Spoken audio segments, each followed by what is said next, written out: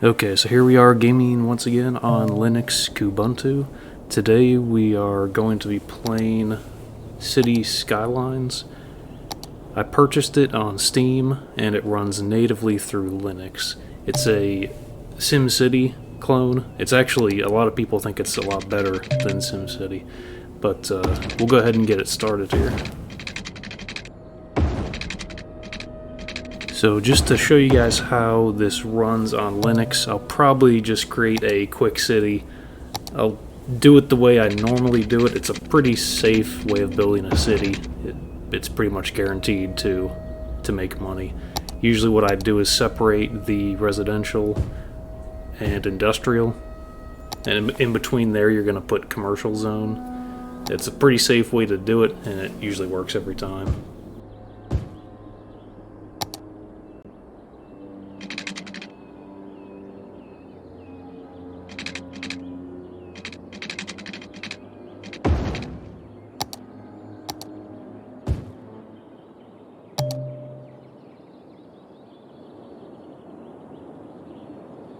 Okay, so now that we have our initial zones put down, we're going to add some water pumping stations and water discharge stations.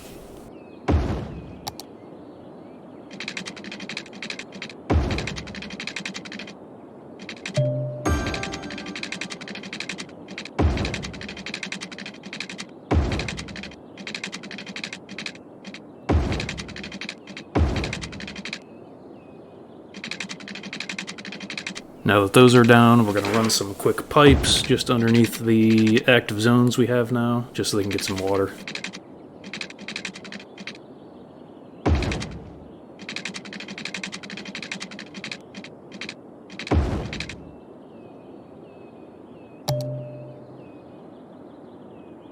And one of the last things we need is an electric generation plant. Just for now, we'll buy a coal plant. It's a little bit expensive, but it usually works out in the long run. Typically what happens, you'll buy your first coal plant, and you won't have enough later in the game, at least early in the game, to buy a second. So you'll have to supplement it with some wind turbines, and later on you'll get the advanced wind turbines. Okay, so we'll go ahead and hit the play button here and crank the speed up, and we'll see what happens.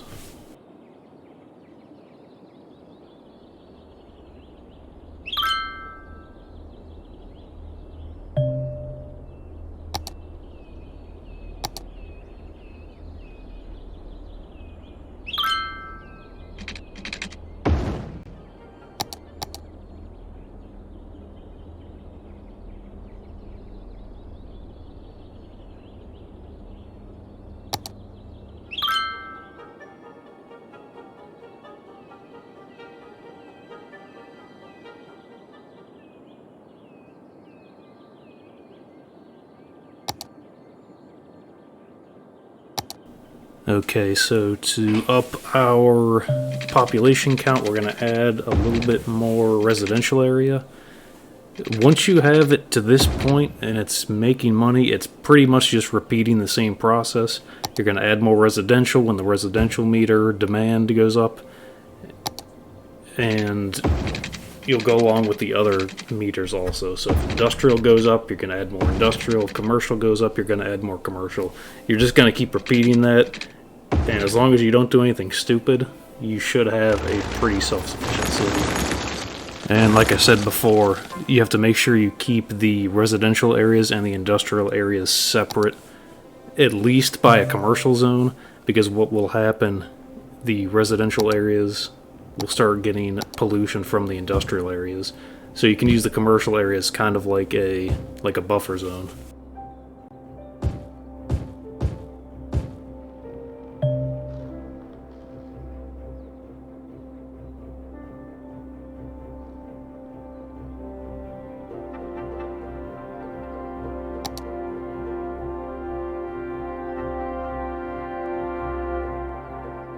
Okay, so this is probably a good time to make our first save here. Just go ahead and call it Comtech Engineer.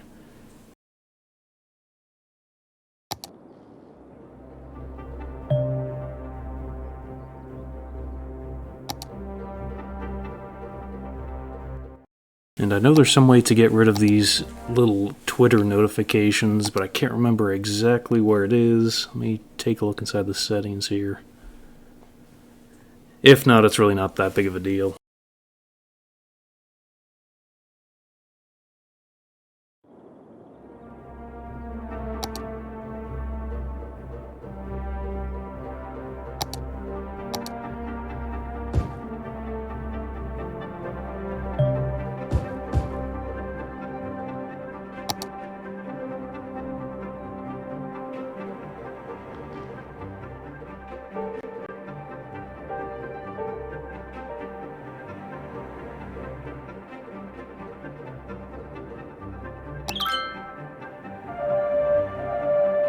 Okay, so that's nice. Looks like we reached our first milestone here. So that's good. Every time you hit a milestone, you get a few more items to add to your city. So it looks like we just opened up some healthcare buildings. So we'll go ahead and place one of those down.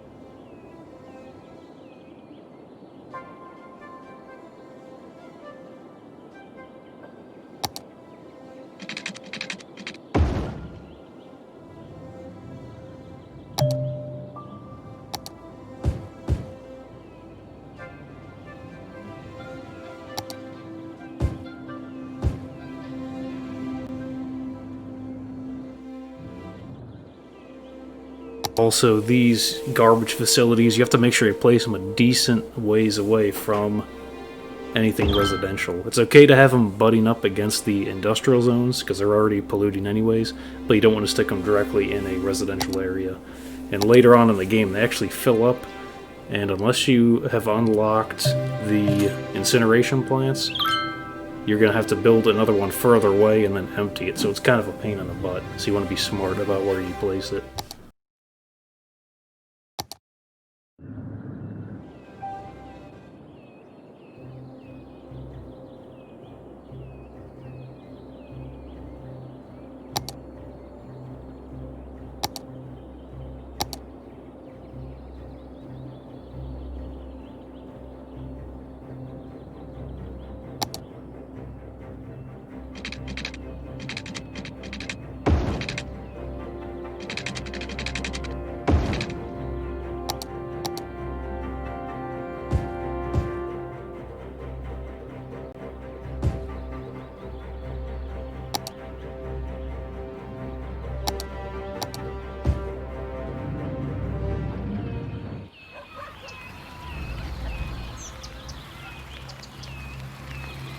And it's always fun too when you're playing this game to zoom in as close as you can and slow it down and just take a look at everything. It's pretty incredible how it looks.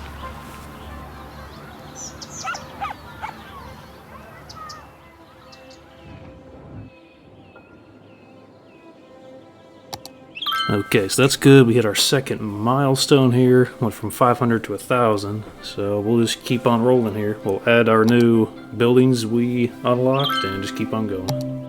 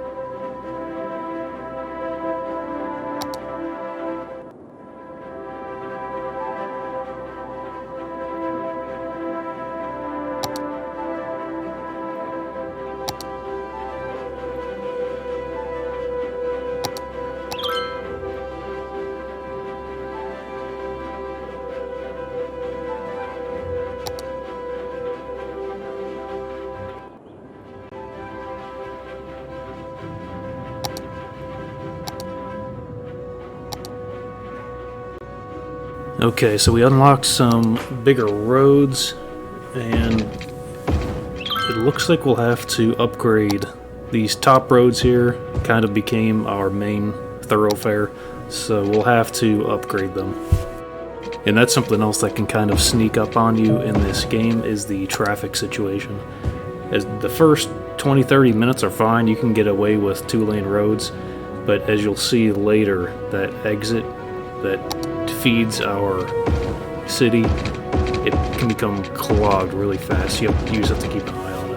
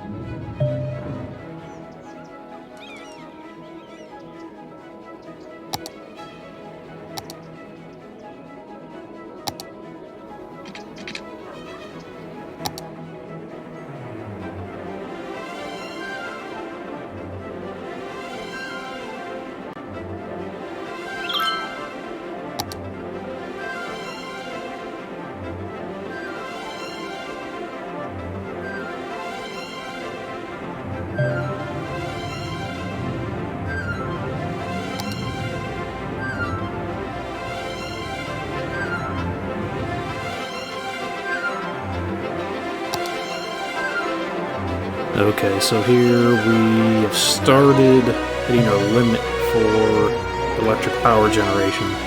So we have our coal power plant, it's not putting out enough, so we're going to have to build a few wind turbines just to supplement it for now.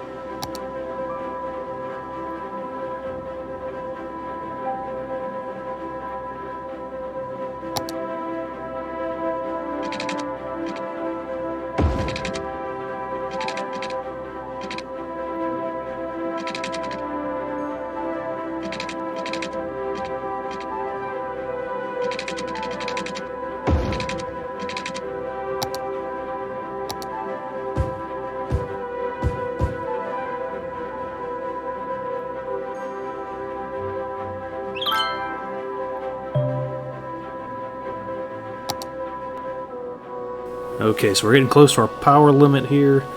We've unlocked these upgraded wind turbines, which are... they put out a lot more power than the standard ones, and they're actually better to use. So we're going to go ahead, we're going to install some of these. They have to be placed inside a body of water, so luckily we have one in the corner here. So we're going to build some of these and then slowly get rid of the wind turbines.